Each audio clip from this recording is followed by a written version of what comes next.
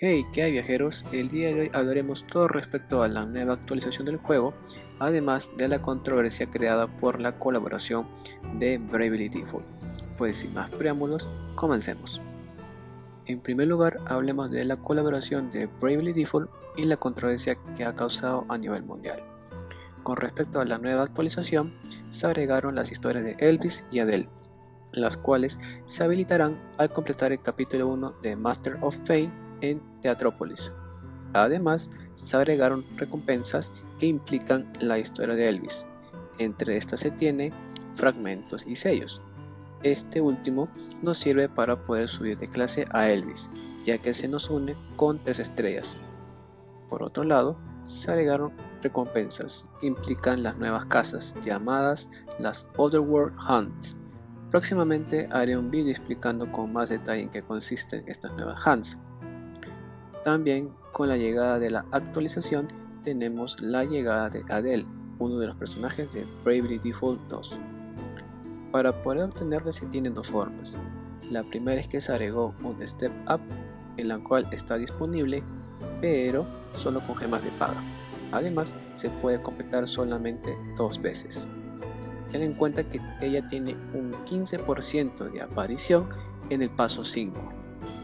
Como también se agregó un banner normal, el cual se puede usar las gemas gratis.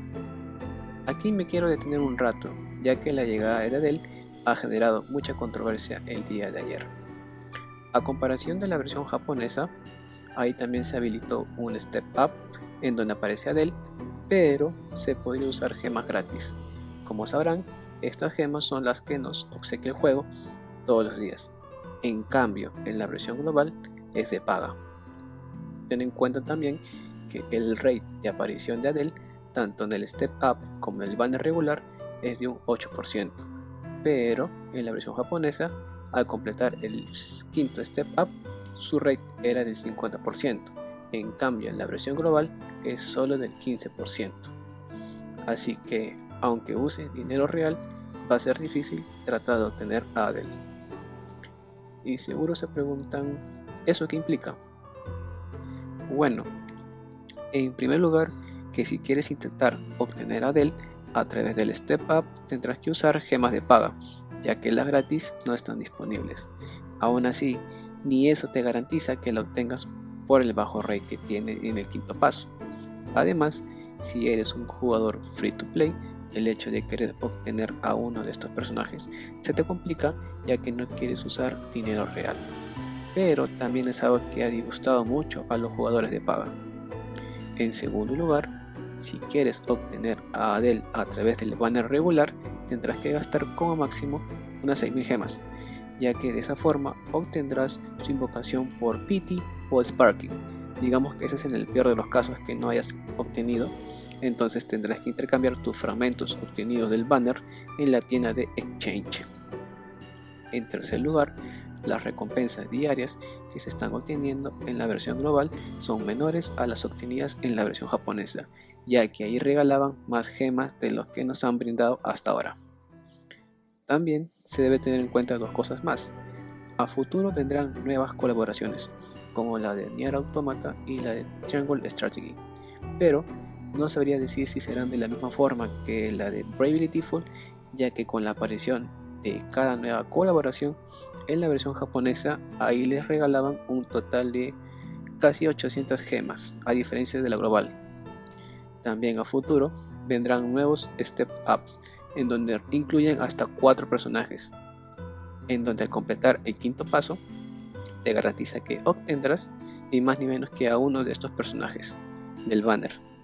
Ahora, yo no sé si en la versión global pasará lo mismo o también cambiarán las descripciones, ya que tenemos un caso previo en el primer Step Up que apareció en el juego, que era de Fiora y Sofía, en donde hubo una confusión, ya que mencionaban que uno de los personajes aparecían al completar el quinto paso, pero a muchos nos sorprendió el hecho de que al completar todo el Step Up no obtuvimos ni a Sofía ni a Fiore, por lo que el juego generó una compensación para todos aquellos que habían completado el quinto paso, el cual al finalizar de 2 días obtuvimos un sello, el cual podría salir Fiore o Sofía de forma aleatoria.